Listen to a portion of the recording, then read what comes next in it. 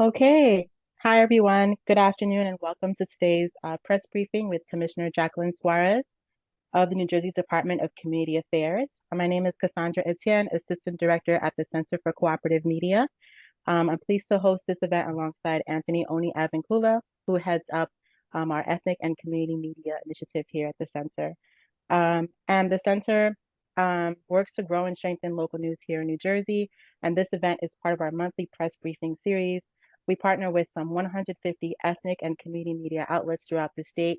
And these press briefings reflect our commitment to support ethnic and community media in a number of ways, including facilitating access to newsmakers and government officials who can talk about issues that are timely and of importance to New Jerseyans. In just a moment, sorry, Anthony Avenkula will lead us in this conversation with Commissioner Suarez. Um, of the Department of Community Affairs, or DCA. Commissioner Suarez was appointed by Governor Murphy following the untimely passing of Lieutenant Governor Sheila Oliver, who had served as DCA commissioner since the start of the Murphy administration. We're excited to hear more from Commissioner Suarez about the DCA's initiatives to help improve the quality of life for New Jersey families and how the media can play a part in these community efforts. Lastly, just a quick reminder that today's event is being recorded and a link will be shared with everyone in attendance. And we'll have time towards the end of the hour, about 20 minutes or so for questions. We'll do our best to answer those questions during our time here together.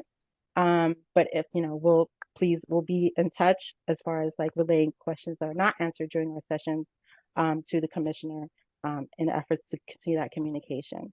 So thanks to Commissioner Suarez and to everyone for joining us this afternoon. And I'll turn it over to Oni. Thank you, Cassandra, and good afternoon, everyone, and welcome to this press briefing with DCA Acting Commissioner Jacquelyn Suarez. My name is Anthony Avenkula with the Center for Cooperative Media, and I will be serving as your moderator today. Acting Commissioner Suarez, what an honor for us to have you on this event with us. There are at least 140 ethnic and community media outlets in New Jersey, and it's such a vibrant sector that serves immigrants and people of color communities in the state. This is the first meeting with ethnic and community media in New Jersey with you. So the significance of this is huge for many of us. And we are just so thrilled to have this one-on-one opportunity to speak with you. So first, the acting commissioner will give us an overview of the Department of Community Affairs' current initiatives, as well as its future plans for our neighborhoods and communities in the state. Then we will immediately go to the Q&A with some of these questions pre-approved prior to the briefing. So on that note, please let us welcome Jacquelyn Suarez, New Jersey Department of Community Affairs Acting Commissioner. Thank you very much for the warm welcome. Hi, everyone. I know it's always a little more awkward when you are presenting either via Zoom or some sort of Teams meeting. Apologies for the tech issues of me getting on. Usually I don't have tech issues, but new office, new computer, first time using Zoom on it. So apologies for that. Very much appreciate kind of the time. If you've ever heard me speak at any panels before or engage with any of the public, I'm certainly a big proponent of communication. I think it's key, not just so that we are conveying our messaging appropriately, but so that we can ensure that those that we're trying to target are actually receiving the information for the programming that is beneficial to them and their community. So very much appreciate the time today. I guess just as like a quick overview of what the Department of Community Affairs is, if anybody is not familiar with it in depth. I certainly wasn't when I started my career here about 8 years ago. And the Department of Community Affairs, really by default, is the department that has the greatest impact on communities in the state of New Jersey. After all, it's in the name, right? It's got community right there. And our department has become truly the collective for every initiative, program, and funding source that does not neatly fit into the mission of the other departments around the state. And I really think that that's why We have a tremendously diverse portfolio that covers everything from fire and building safety to affordable housing production, rental and utility assistance. We do community planning and development. My previous hat, as well as, it's really the same hat, I'm still wearing it, it's just underneath now, acting commissioner. I'm still the director of local government services. So we do local government management and finance for that division. And then we also have disaster recovery and mitigation. So we really have touch points all across the state in almost every facet that's going to impact our residents' lives. And each of our divisions and their initiatives really impact the community just in different ways. Some, like rental assistance and utility assistance, are going to impact residents directly, and others like planning services and local government management are going to impact the communities as a whole. So while they might not feel the impact directly, it is going to affect the lives of each of those residents in the community. I think as far as some of the key initiatives, some of the things that I've started before I became acting commissioner and some of the items that have changed a little bit since becoming acting commissioner, there's probably, I'd say, like 3 off the top of my head that I can think of. One is the Office of Homelessness Prevention. We actually had a press conference earlier today on some of the data points that we have synthesized coming out of the Office of Homelessness Prevention. That was this morning. The other one is probably the Office of Eviction Prevention, which ties in closely to the homelessness prevention advocates, really. And then we also have local planning services and the Division of Local Government Services collaboration. So those are 2 divisions here. And as I mentioned, still kind of heading up Division of Local Government Services. And I guess I can kind of start there because I think that will dovetail into some of the other items. Again, this goes back to just a key idea that just communication is going to be key here. And how do we really leverage our resources to ensure that we are going to have the greatest impact possible with the limited resources that we're always competing for, and that will have ripple effects moving forward for these residents and the communities that we serve. So what do I mean by that? Well, local government services, for example, administers a very large funding source for transitional aid to municipalities who are experiencing fiscal distress. So it's just like the title sounds, it's supposed to be transitional in nature. It's not supposed to be an entitlement program. And the goal is really to stabilize their finances and move these entities off of aid from the state to be self-sustaining once again. But the way that you do that is through economic development and through ratables, right? Because ratables transfer into taxable revenue. So if we want them to grow and leave financial support from the state, then they need to be able to grow their economic recovery.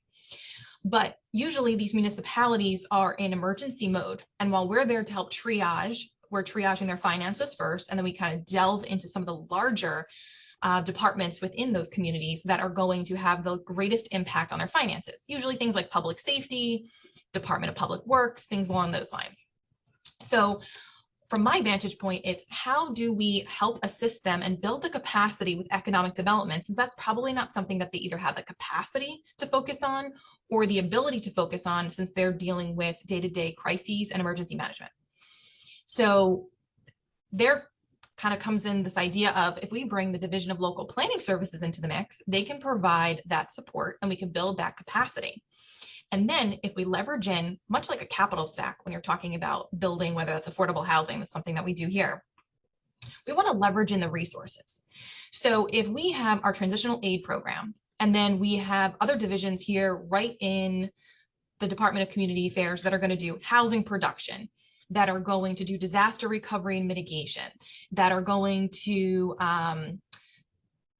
do things along the lines of building the support for these communities. Then if we outreach to some of our sister agencies like the Economic Development Authority, NJRA, Department of Transportation, and then we're pooling our resources into a particular neighborhood or area that we are going to help build the ratables and economic development for these communities, we can create that nucleus, leverage in all our resources, and then see that start to, like I said earlier, ripple out into the other neighborhoods surrounding that area. And that's one way that we're really looking to do something creative with an initiative here at the department. The other ones, like homelessness prevention and eviction prevention, we saw huge increases post-pandemic. People either weren't working. We've started analyzing the data, which we've released from the Office of Homelessness Prevention, which talk about what does the actual individuals who are experiencing homelessness or at risk of homelessness, what are those, I don't want to say necessarily demographics, but what are the touch points so that we can then focus on the issues that are leading them into at risk or actual homelessness so that we can actually prevent it from the outside. So we started seeing things like the largest ones are evictions causing that, as well as being asked to leave a home if it's a shared residence. Those were the two leaders for homelessness issues in New Jersey. So how do we kind of get to that prevention? Then we kind of stood up the Office of Eviction Prevention. Seems to make sense, right? Those two dovetail into each other. They have this natural nexus. So if we can actually prevent the eviction from happening, we're actually preventing the homelessness from happening. And for the first time in a really long time, we started to see statistics kind of moving in the right direction, which is some people would say, well, if you have more touch points for some of your preventative measures, that means that there's more people experiencing it. But does it? Or does it just mean that we're finally getting to the right subset of the population who need these services so that way we can actually avoid the homelessness? And we're starting to see those figures bear out that belief. And so I think those are probably three of the critical initiatives that we're kind of looking to do here in the department. And I think, some of the other things that we really made sure that we were doing was ensuring that there was going to be financial support and the technical assistance to the communities to do some of the things that were important, not just the administration, but also to the department, right? So we've got some other divisions like the Division of Disaster Recovery and Mitigation, which is formerly our division on Sandy recovery. Since Sandy, we've really seen some other significant disasters across our state. With climate change, we're just starting to see more and more and greater levels of, I guess, really weather events in the state. So we kind of transformed Sandy recovery into disaster recovery and mitigation to handle things like flooding, to handle things like superstorms, to handle how we build resiliency in some of our communities to ensure that they can weather, pardon the pun, weather the storm, right? And so we both get funding through CDBG. So they provide both technical support as well as financial support. We've got the Division of Housing and Community Resources, which houses both the Office of Homelessness Prevention and the Office of Eviction Prevention. They also do some of our affordable housing development, all of our utility assistance. They also receive federal funding. So we provide CSBG funding from that division as well. We've got urban enterprise zones. Again, we provide some funding as well as technical assistance on how they can get creative with drumming up really, I guess, interest in buying and patronizing areas, especially in municipalities with some fiscal restraints and issues. And then, like I mentioned before, the transitional aid program, and that provides financial assistance as well as technical assistance because we make sure that our technical advisors are there. And what do I mean by that? So if we're going into these municipalities, we're looking at it holistically, right? So I mentioned before about the economic development and how we're going to be creating that. We're also looking at it from a perspective of how did they get to that position in the first place? We need to make sure that we've got the right professionals in the right positions. That means having a business administrator. That means having a certified finance officer. That means having a certified clerk. That means that we are putting the professionals in there who are going to do the right job. So a lot of times that means building up the support systems for them. So what we basically did was in the Division of Local Government Services, we hired all of those professionals who are the experts in their field. We hired former fire chiefs. We hired former DPW managers. We hired former CFOs. We hired former business administrators, former clerks, former law enforcement, so that we can go into each of these departments within the municipalities to help build up, strengthen their supports, and then build the capacity so that we can slowly start to walk away and they can self-sustain. So that's another thing that the transitional aid program does. You get some of the finances, but then you're also going to get the technical advice and the supports to make sure that you can continue the mission of your municipality. But I talked a lot at you right there. So, but those are a lot of, I think, the initiatives that we're looking to do, some of the supports that we've got in place, and some of the programming that we're looking to strengthen. Thank you. Since you mentioned about the pandemic and the economic recovery, let's start on the economy. Inflation, staffing issues, state and federal policies are all challenges facing the economy in New Jersey. Let's start the first question with Diego Maya. He is the publisher and editor of the Latino Spirit. Can you hear me? Yes.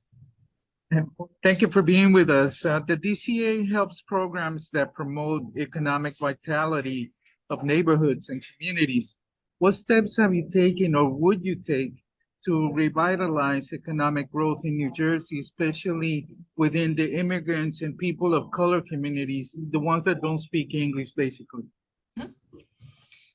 So I think, again, this all goes back to a holistic approach, right? So one thing that I think has been key across the board is that no one entity is going to solve all these problems, right? That means the state can't do it alone, the local municipality can't do it alone, the county can't do it alone, neither can the nonprofits who are doing the true work day to day in to make sure that they are actually contacting the residents who need those supports.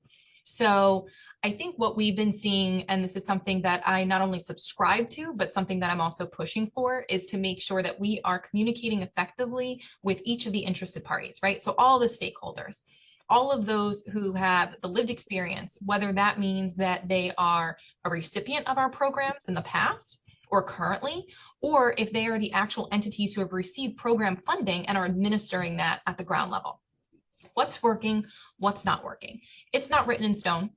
Let's figure out how we can improve it. Let's figure out how we can move forward. I don't pretend to have the answers to everything. If I did, I could probably solve a lot of our problems and we wouldn't all be here today.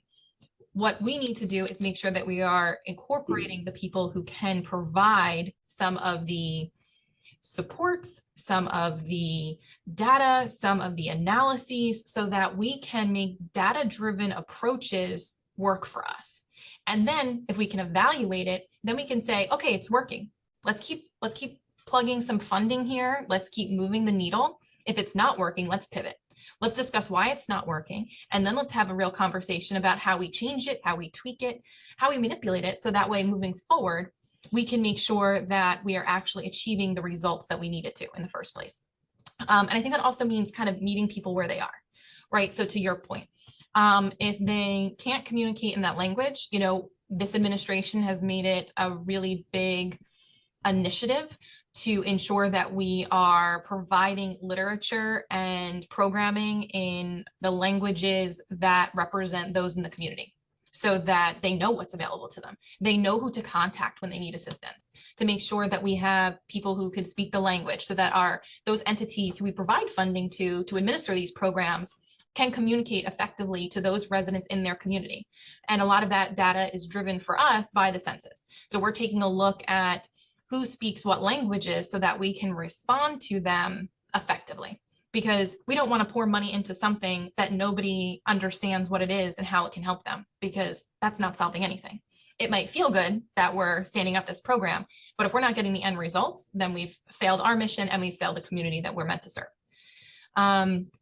I think a little bit as far as like the economic component goes to it, I touched upon that a little bit with some of the initiatives with local government services and local planning services and how we can kind of marry those ideas. Because again, I don't think anything's going to happen in a silo. If we can get, and this is through no fault, a lot of the divisions and the departments, in the wake of the pandemic, we all had to respond very quickly.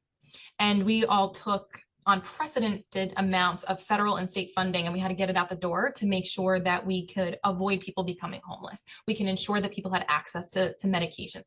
We can ensure that they had access to healthcare.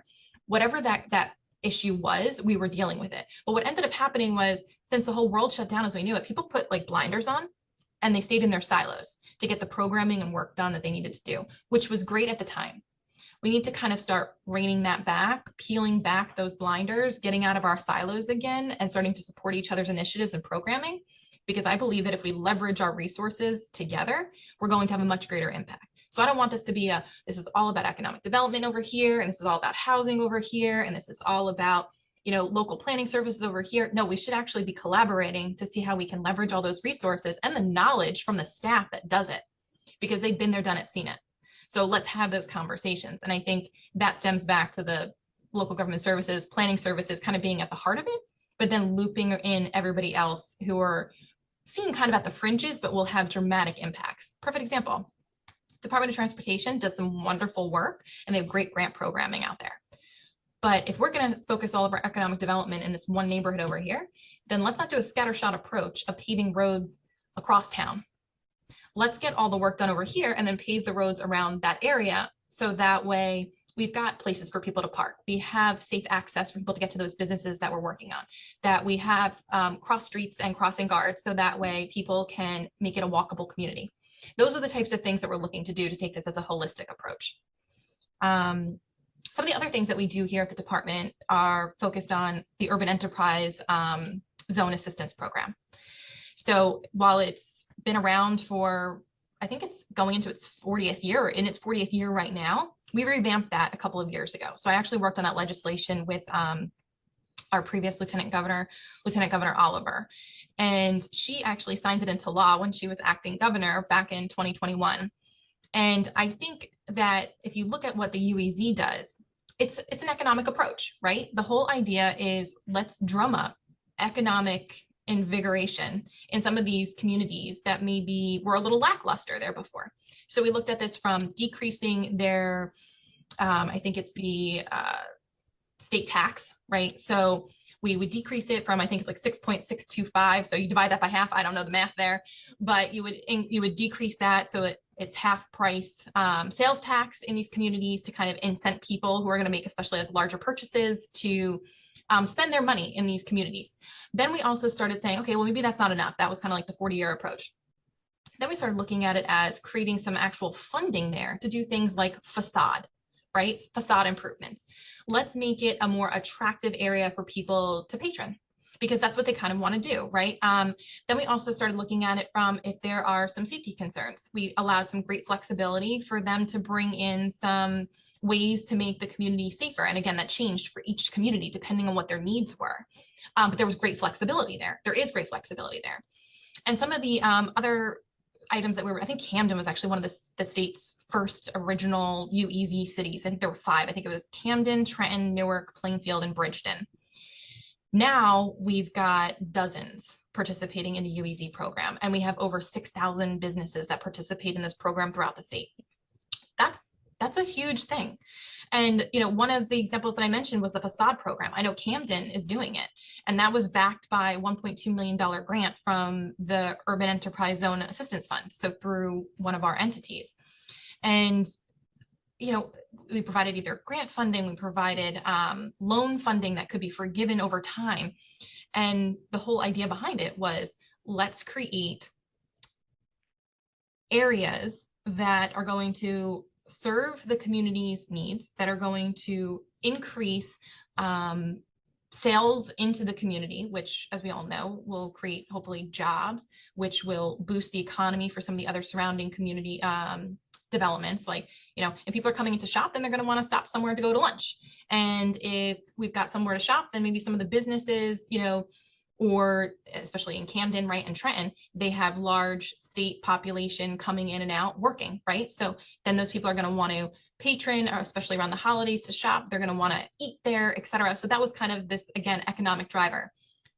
Once more, I would like to see how we can integrate that into some of the other work that we're looking to do with local planning services and local government services to see if we can't leverage this to a greater level.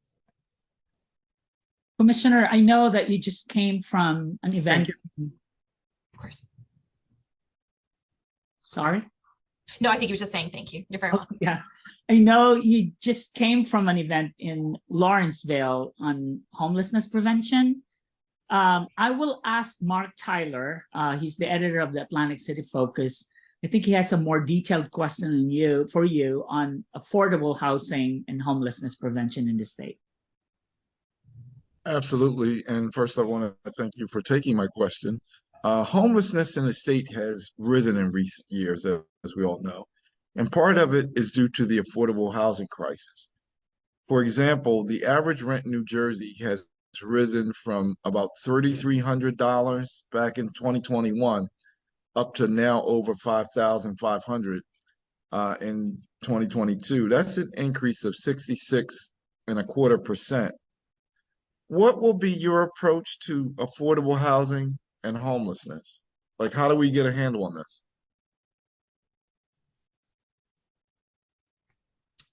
So I think how we get a handle on this is new creative approaches. And again, I sound like a broken record all the time, but making sure that we're all leaning into this, because the state's not going to fix this alone. The municipalities who are dealing with homelessness at the greatest levels are not going to handle it alone. And neither are the nonprofits who are really doing the hard work, dealing with the individuals and trying to get them the right services and right, stable, safe housing. So I think for me, and if this group wants to take a look at the report that the Office of Homelessness Prevention just released, I think the statistics and the demographic work that has been done is kind of startling. There's this conception that our homeless population here in New Jersey is individuals who are mostly either suffering from mental health issues, addiction issues, and that's just not being borne out by the statistics.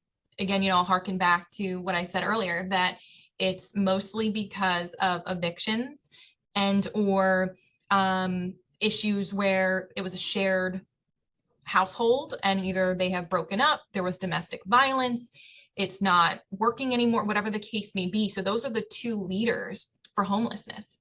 It's not some of the preconceived notions that we have. And I think that's critically important so that we know how to approach this. I think to your point about affordable housing production is going to be one component to this, right? It's not the only component, but it's going to be a very important component, because if we have more affordable housing, then we have less pressure to increase the rates for rentals, right? It's supply and demand, right? Fairly simple. If we have more housing stock available at affordable rates, then we'll have less of a demand, so that people can't drum up 66.25% extra, right, year over year. So kind of understanding what that looks like. I think we are also, because of some of the funding sources that have been made available to the state through, whether that's from COVID or some of our own initiatives, we have an unprecedented amount in our Affordable Housing Trust Fund to kind of get some of this work accomplished. And that's one of the initiatives that I have, along with Assistant Commissioner Janelle Winter, who oversees the Division of Housing Community Resources, which has the Office of Homelessness Prevention, Eviction Prevention, and some of our Affordable Housing Trust Fund programming initiatives, right? So along with her, and then Executive Director Melanie Walter from the New Jersey Housing and Mortgage Finance Agency, our goal is to make sure that we are building affordable units. I believe the numbers that I saw are somewhere close to the 1,000 range that we've created through DCA. And I want to say it's about 3 times that was done through HMFA since the start of this administration.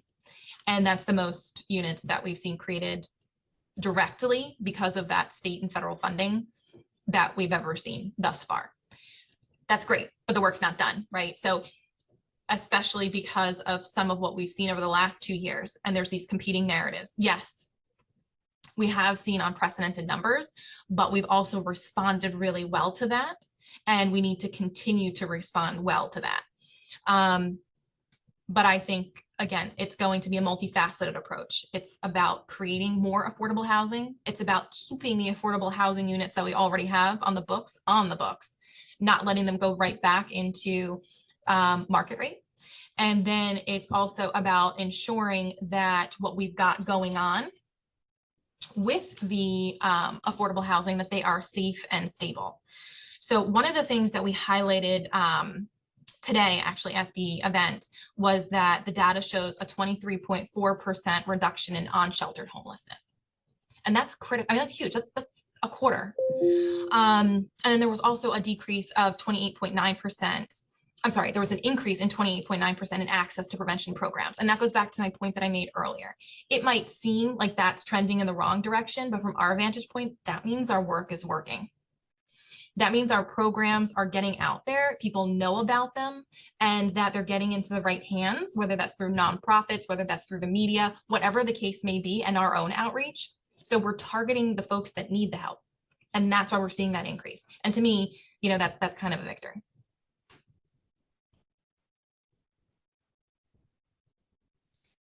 Thank you. Thank you. A year and a half ago, we met with Governor Murphy, and he said that he was open to allocating advertising dollars to ethnic and community media in the state. similar to successful initiatives in New York City and California. And then after our meeting, about 15 ethnic media publishers and editors wrote an op-ed in the Star Ledger asking the governor to allocate state ad dollars to ethnic media. So on this issue, here's an important question from Penda Howell. He's the co-publisher of NJ Urban News. Good afternoon, Commissioner Suarez. Congratulations on your appointment, and thank you so much for a few minutes of your time today. Thank you. You're welcome. So obviously my question is as Anthony said, related to advertising and supporting small community-based news and information consortiums statewide. And so my question is, last year alone, state agencies, including the Department of Community Affairs, spent north of $32 million on advertising. But ethnic and community media received little to none of that. Would you, as the new commissioner, dedicate ad spending in your agency to provide fair access to ad dollars for community and ethnic media, and ultimately help provide the communities that we serve timely and equal access to government information? Sure. So, okay, let me start off by saying I am, I think, 2.5 months into the role. So I'm still digging through our full budget to understand exactly where all of the funding sources are coming from. Absolutely. But what I do know is that DCA has and does advertise with ethnic media outlets, but we have a very small advertising budget. A few times a year, we have campaigns that promote lead remediation assistance, utility assistance programs, that's for both water and heat, for our rental assistance programs. And these larger campaigns all have ethnic media components to them. What I am happy to promise and to pledge is that I will have continued conversations with the governor's office as we're preparing our next budget cycle to kind of see, some of these promises that have been made. Where's the funding? Is it just that DCA has such a small budget? There's some other departments who have much larger campaign budgets and media outlet budgets, things like human services, health. Those are like the biggest ones, I think, in the state, some children and families. But I am happy to participate in that moving forward. And I will certainly have that conversation with the Gov's office about where that funding component has been spent previously and what number should be coming to the Department of Community Affairs. Great, thank you. Mm-hmm. Thank you very much for addressing that really important issue. Let's go back to local communities like the Polish American community in the state. I want to ask a reporter for Nowy Dziennik, Polish Language Daily, to ask her question on local businesses and employment in local communities. Thank you. Thank you for the opportunity to ask the question. My name is Alexandra Slavish. I represent the Polish American community and the Nowy Dziennik Polish Weekly. And the question is, local community leaders and businesses contribute significantly to the economy of the city, create jobs, and generally enhance the quality of life for residents. How would you foster positive relationships with local leaders and businesses, including the Polish community, that serve nearly 600,000 Polish Americans in New Jersey? Sure, so absolutely. I think as far as fostering that relationship, that means, and this, I got a lot of this from my my mentor, who is the late Lieutenant Governor Oliver, right? So the last 5.5 years, I had the privilege of kind of being tutored by her, for lack of a better word. And one of the things that she always ensured that we incorporated was this sense that if it's going to be about you, then it has to be done with you. And I think that that's kind of always stayed with me. And she often would say, and I think this is tangentially related to that concept of, you should have a seat at the table, and if you don't, bring yourself a folding chair. So I say that because I think we have worked really hard in the Department of Community Affairs, and this is something that I am continuing to ensure that we do, and our directors have been great, especially Assistant Commissioner Janelle Winter. Like I mentioned her before, her and her staff really embody this idea.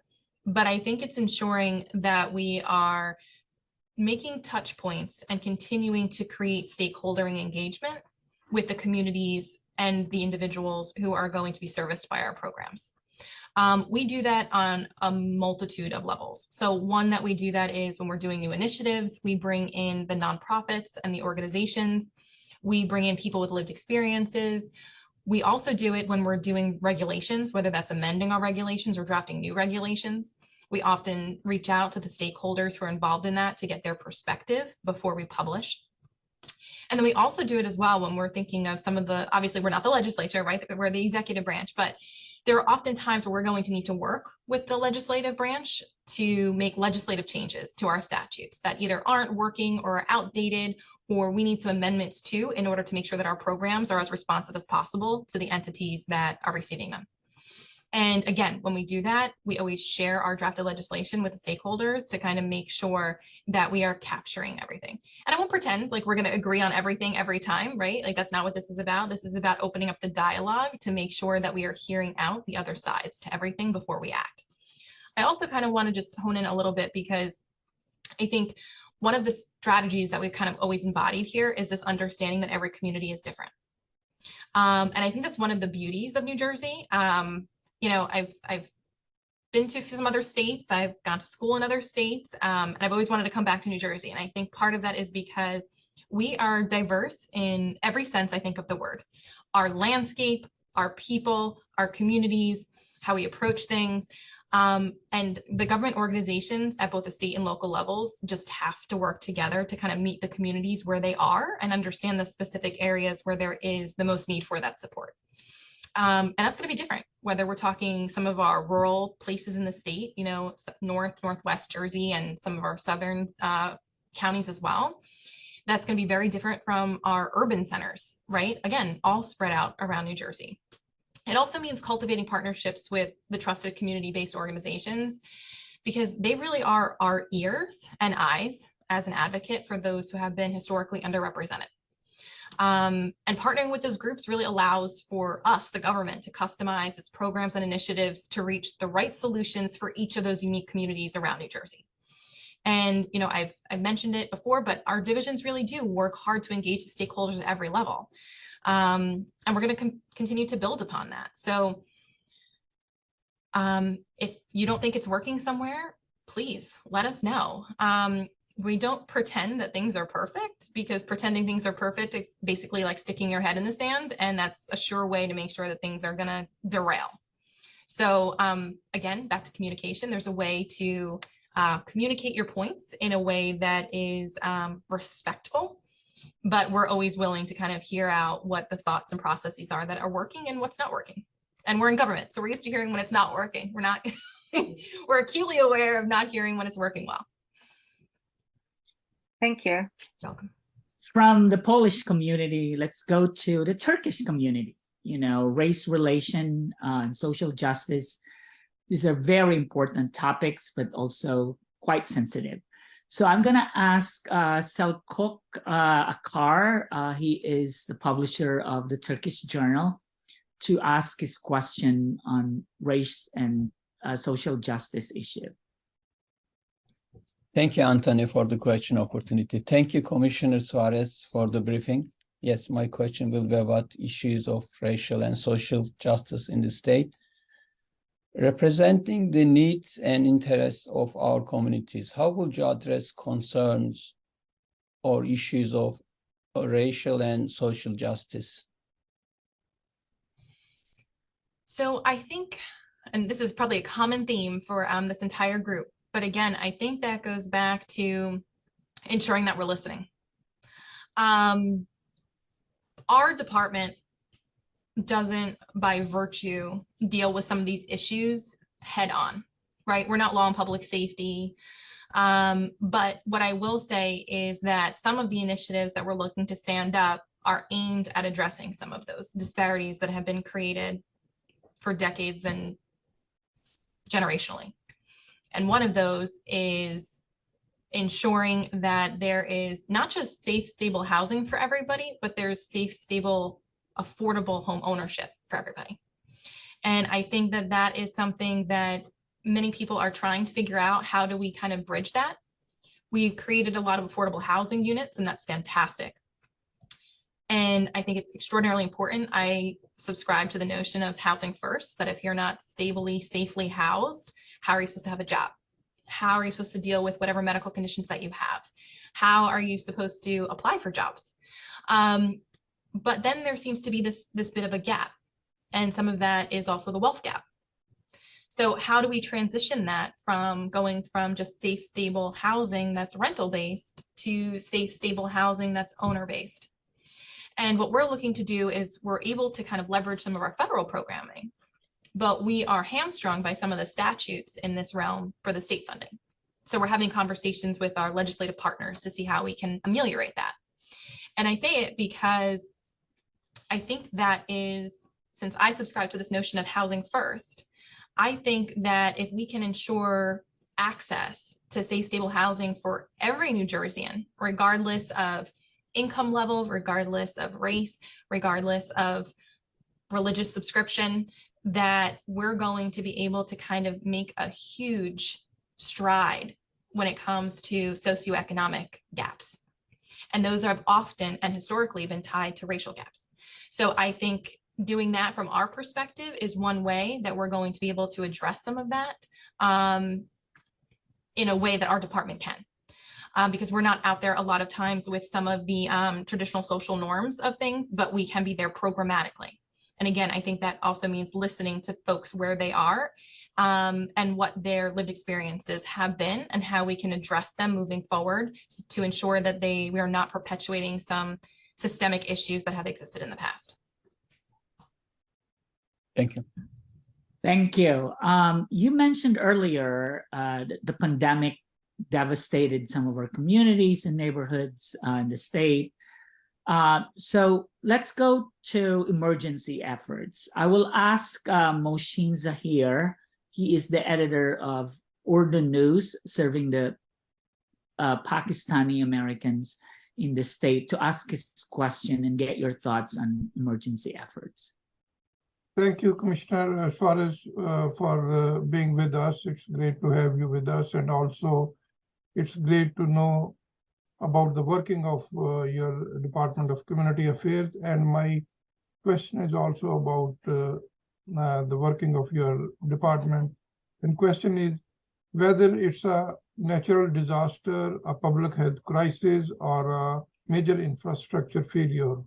How does the Department of Community Affairs support crisis or emergency efforts? Thank you. So while we have now the Division of Disaster Recovery and Mitigation, and as I mentioned, that was formerly the Division on Sandy Recovery.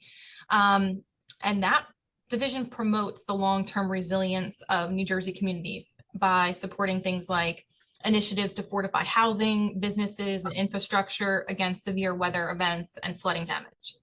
So some of the initiatives that they have going on include the Mitigation Assistance Program, and that provides homeowners in flood-prone communities with funds to elevate their homes and place them out of harm's way.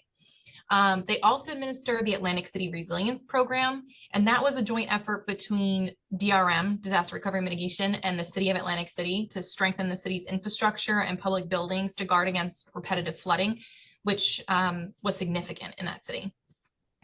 DRM has been responsible for more than $377 million in federal funds that went to the state of New Jersey to assist in the recovery from Hurricane Ida. They also received more than $4 billion in federal funds that the state received for Superstorm Sandy recovery. They received that through a couple different forms. So some of it's through the Community Development Block Grant Disaster Recovery Program. So that's a CDBG. And that's all through HUD for the federal government. And they've essentially used all that to create Ida and Sandy recovery programs. We've also seen some stuff going through with Irene. We have seen different flooding events. We've seen them partnering with the Blue Acres program to make sure that we can buy back some of the homes that are in flood-prone areas that just flood repetitively. and then how we kind of build back those areas in ways that can go back to the community. DRM is also the grant manager for the Coronavirus State Fiscal Recovery Funds, that's the SFRF. They also do the Coronavirus Capital Projects Fund, and that's all been allocated to New Jersey through the American Rescue Plan Act, so ARPA. And these monies are designed to help address the COVID-19 public health emergency and its effects on the economy. And I think that the SFRF was approximately like 6.2 billion of the COVID-19 portfolio. So we're talking significant funds have gone through DRM. And I believe they also have the Capital Projects Fund, and that provides the state with an additional about 195 million, with the goal to ensure that all communities have access to modern infrastructure. And one of the other things that DRM is responsible for is overseeing the allocation of that funding and ensuring that it also meets all the U.S. Treasury requirements, because we all know that the federal government has a lot of requirements, and somebody has to be charged with making sure that they adhere to them, so that we're not going to be placed back in a position where we have to pay back those funds, or any of our communities have to pay back those funds. And they've been working really, really well to ensure that doesn't happen, just like with Sandy. But yeah, those are some of the ways that we've been dealing with disaster mitigation around the state. Thank you. You highlighted earlier about the power of communications, and we just had the general elections last week. So let's talk about civic participation. Ricky Rillera, he is the editor of the Philippine Daily Mirror, has a very specific question on this topic. Ricky? Yes. Hi, good afternoon, Acting Commissioner Suarez. I'm so impressed with your recall of data, though, and all the programs that DCA has. And I can say to you, however, that not many in our community, know about DCA. So my question is this. The more residents are involved, basically the more representative and responsive the local government can be. What strategies would you employ to increase community and civic participation, particularly among people of color? So I think one of the things that we've started doing really well as of late, and we all know that government moves slow, but one of the things that we're really working hard to do is ensure that the data and the programming that we're creating as a result of that data are easily digestible and easily synthesized for people to consume it. Because a lot of times there's so much red tape surrounding what it is that the government's doing and what it is that regulatorily we're putting into place, that it gets marred down so much that nobody knows what's going on.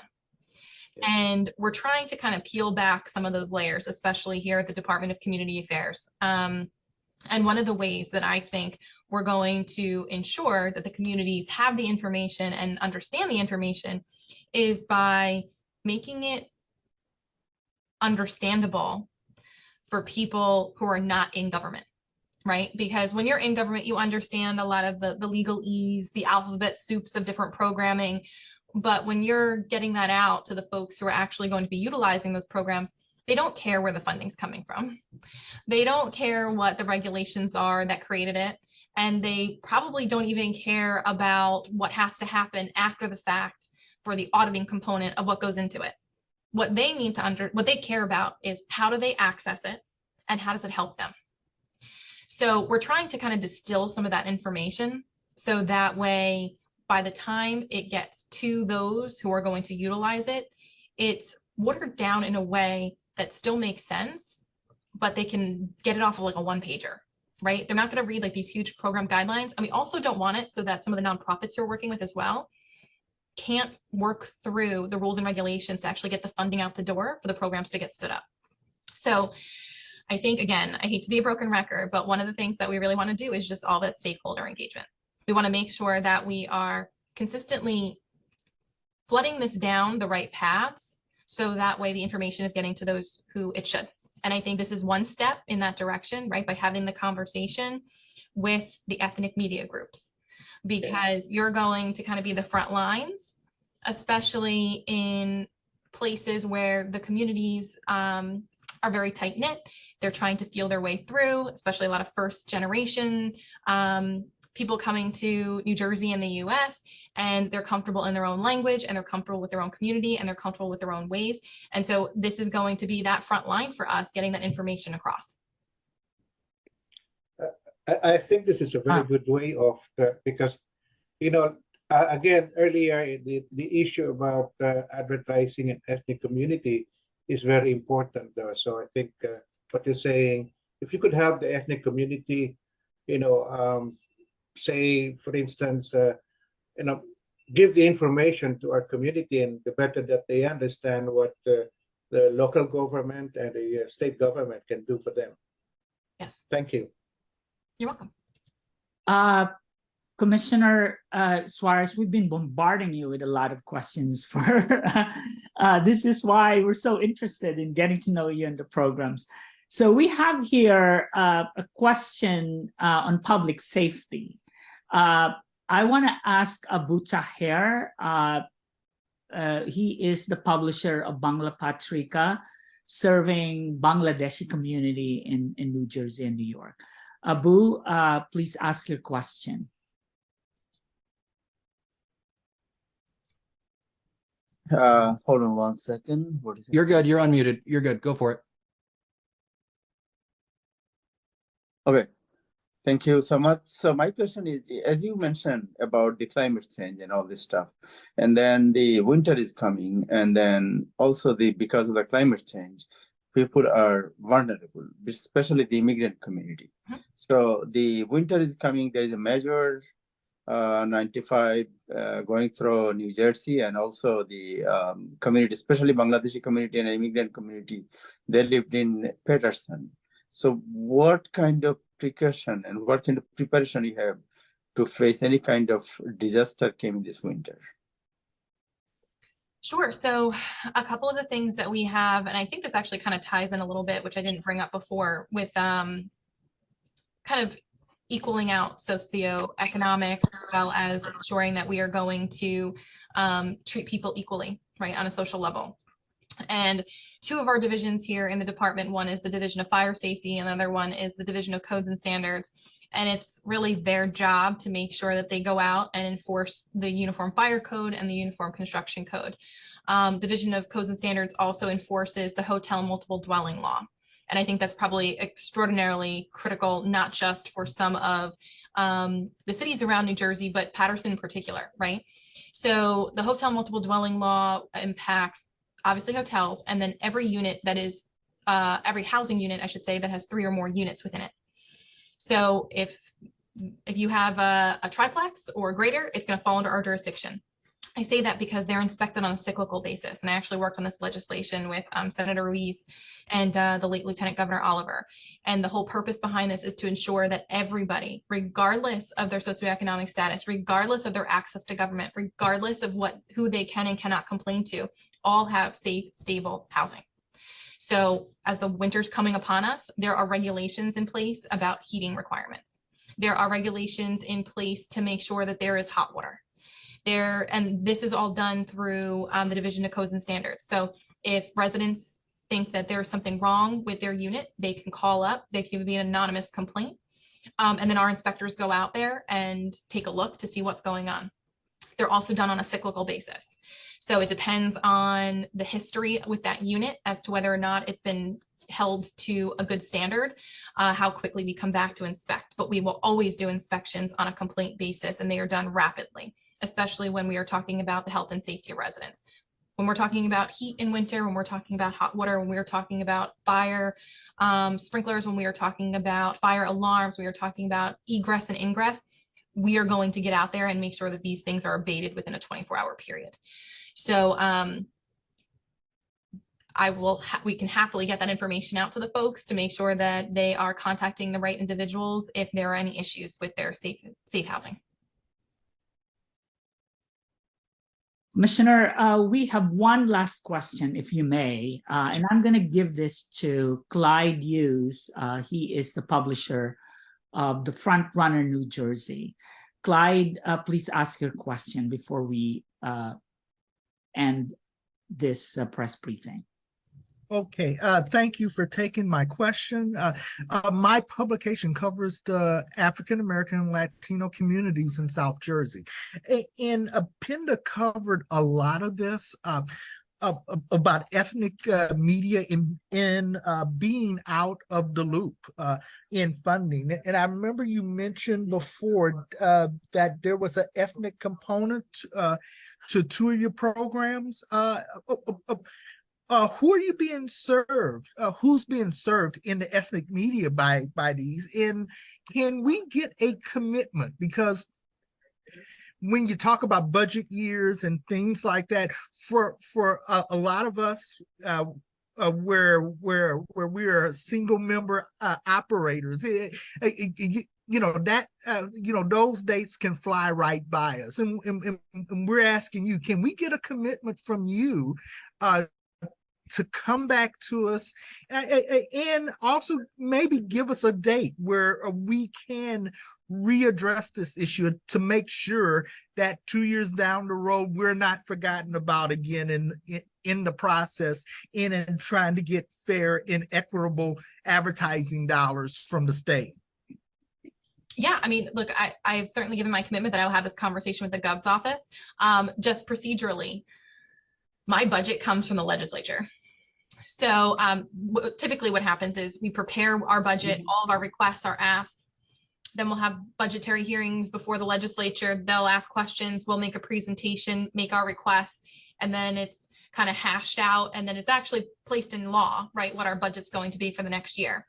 But I can certainly make a commitment that I will make these requests and I will start these conversations, and happy to kind of follow up with the group as to what that looks like.